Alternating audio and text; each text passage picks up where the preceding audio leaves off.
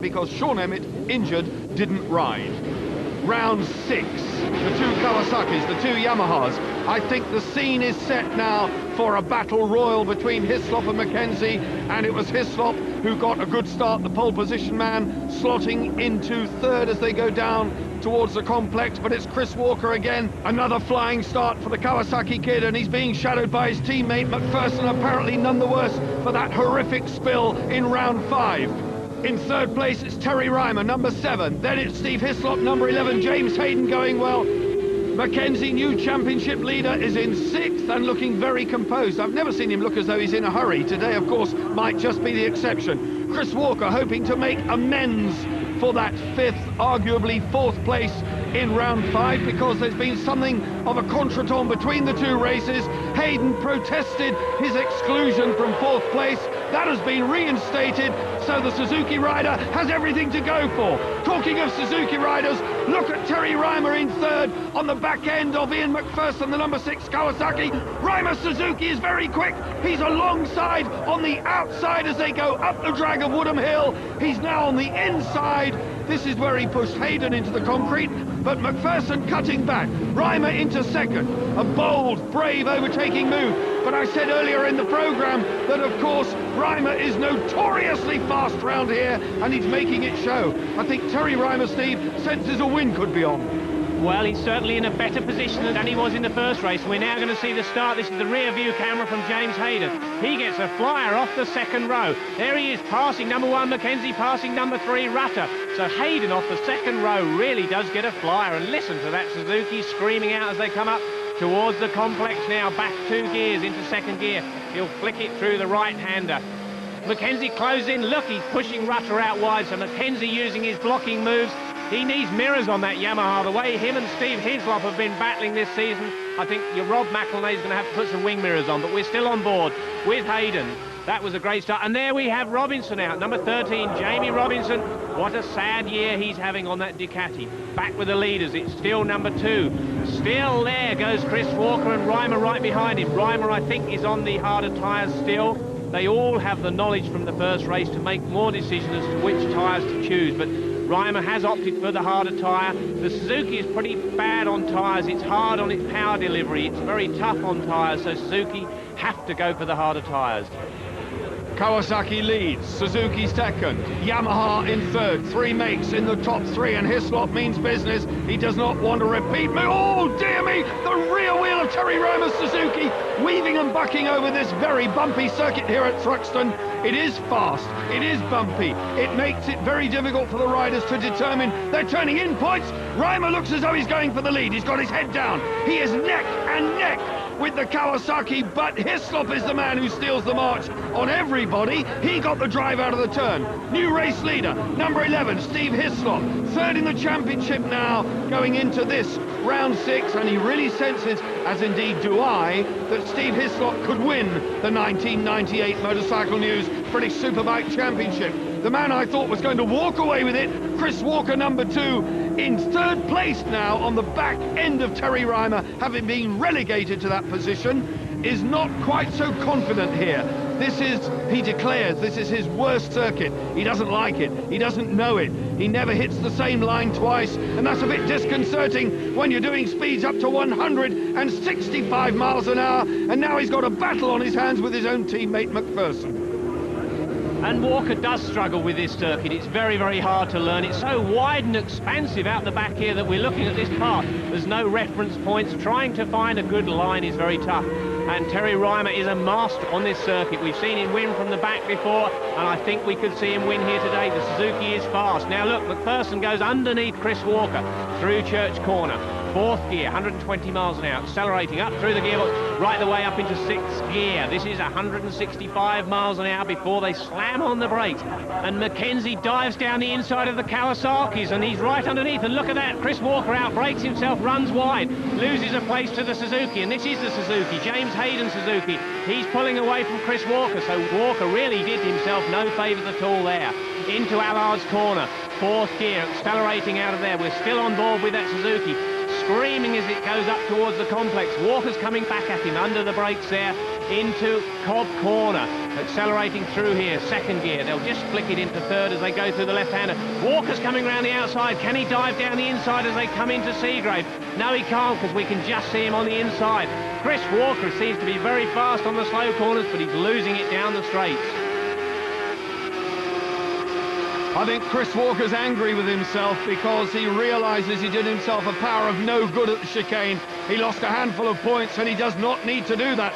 The Suzuki, though, going away from number 2, Chris Walker now. A big wobble from the rear end of number 7, Terry Rymer. But McKenzie is now stalking him down. Ahead of Rymer, it's Steve Hislop.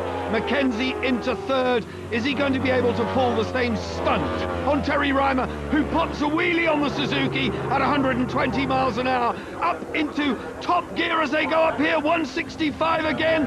McKenzie, a carbon copy performance. Yamaha 1-2. McKenzie goes second. McPherson, number 6, is still right there with Terry Rymer on the Suzuki. Rymer's pit board, it was P2, then P3, it's now P4. Maybe he's got tyre problems. McPherson sweeps through. Rymer down into 4th. Kawasaki then could be on the rostrum this time. Out of the race goes Max Vincent, riding the second of Ray Stringer's Kawasaki's. And the battle at the front raging now. A new lap record, as you can see, having gone inside his old lap record. McKenzie, he was quickest round here last year. He's now quickest round Thruxton this year. He does look the more composed of the 2 Yamaha men, I have to say. Away they come up the hill again, and right there with them Ian McPherson, the number 6 Kawasaki. He refuses to be dropped off the back of these. Hislop leads, McKenzie in third. Walker, McPherson's teammate, has retired with a mechanical problem, so the number 6 Kawasaki firmly in third. I wonder what happened to Chris Walker. Steve Parrish is in the pits. Chris, what's the problem? The clutch started to slip on the bike, and it wouldn't have made another lap, so I thought about pulling, you know. Clutch slip? Yeah. Very disappointed. Yeah, a bit disappointed, you know. It started on the second lap. I thought, you know, it seemed to be revving higher than it had before, but got really bad like lap 3 and 4, and I just coaxed it around till now, and it's just giving up the ghost, so. Oh well. Thruxton for Chris Walker, a day he would far rather forget, but McKenzie now is on the back wheel of Steve Hislop and goes through. Neil McKenzie on his way to a double win, looks like, here at Thruxton. He could well go away with a massively enhanced championship points lead. What a man, Steve. He really is a master, and especially coming into that club chicane, he really does get on the brakes late there and dives up the inside. And Hislop running a little wide as they exit Allard's corner, and Troy Bayliss is out, number 32. Bayliss walks back into the garage. Not a good day at the office for him.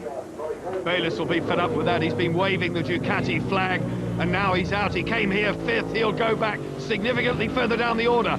And talking of the race order, we've got a battle here between 2 privateers and 2 factory bikes. Ray Stringer, Michael Rutter, John Reynolds, and number 21, Phil Giles. Ray Stringer has gone ahead of the factory Honda number 3.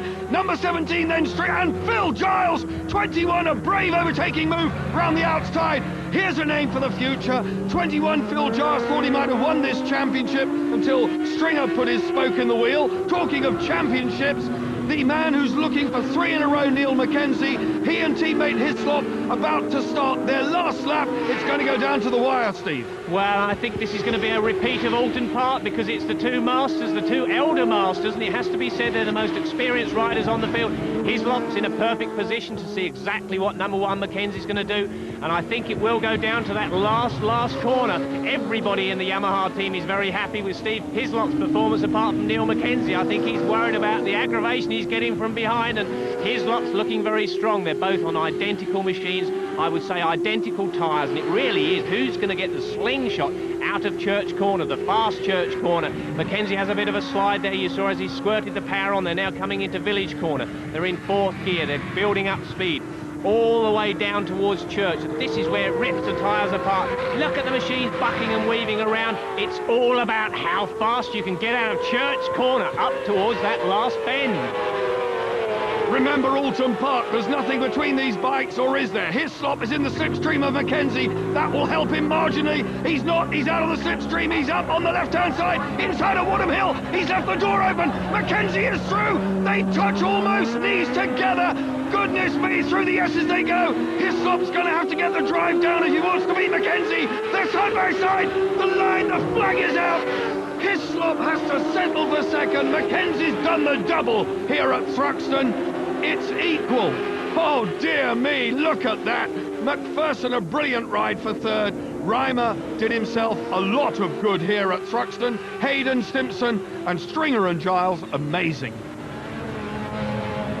My first double of the year, hopefully it won't be the last.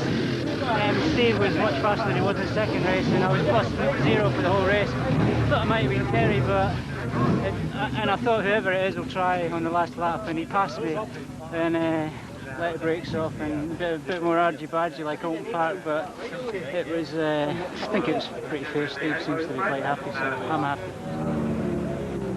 That's the championship lead Mackenzie has now, with his teammate now in second place. Hislop rode well today. Walker drops down to third. Haydon in fifth. Michael Rutter. Bayliss dropped down 2 places from Ian Simpson. He seemed to, I had the run on him off Church, and on the last lap I went for it. He got on the dirt, I think, and I managed to get past him, and I thought, yes, I'll hold it. And I did a blocking pass, a bit like his in the Open Park one, and I thought he'll never get through there because it's bad enough to stop. And I felt the draft come through, and I thought, oh, payback time. And I had to sort of lift up. I was on his footrest with my elbow going into the chicane, but brilliant. I mean, I'm pleased for Niall, and it's nice to get myself back after the first race. I was disappointed with the bike, really, but that was great. Wonderful comments from Steve Hislop. The privateer result, David Hill was fourth, Peter Graves, Phil Giles just lost out to Ray Stringer, the main man. Ray, how can you be doing this part-time? I'm enjoying it, Steve. As long as I'm enjoying it, I'll just race when I want to race. But that was good. I really enjoyed that. I'm enjoying my racing more this year than I've done for several years. Are you going to be out at Snetterton? No, we're going to run a young Australian on Snetterton on my bike. Just been manager at Snetterton, I think. I'll be out to the next one at Cadwell. Okay, if he's not fast enough, you might even have another go at Snetterton? Yeah, if he's not fast enough, we'll sack him and I'll have a go. Be interesting to see who the young Australian is. It's Phil Giles leading the championship, though. He must think he has a chance of winning it. Brett Sampson there in fourth, and the rest of the privateers, Max Vincent there equals seventh with Nigel Nottingham. In the Manufacturers' Championship, Yamaha appear to be running away with it. Honda clearly have a lot of work to do. They're not even in the top 4. It's celebration time for double winner Neil Mackenzie here at Thruxton. The whole circus moves off to Snetterton. Don't miss that, whatever you do.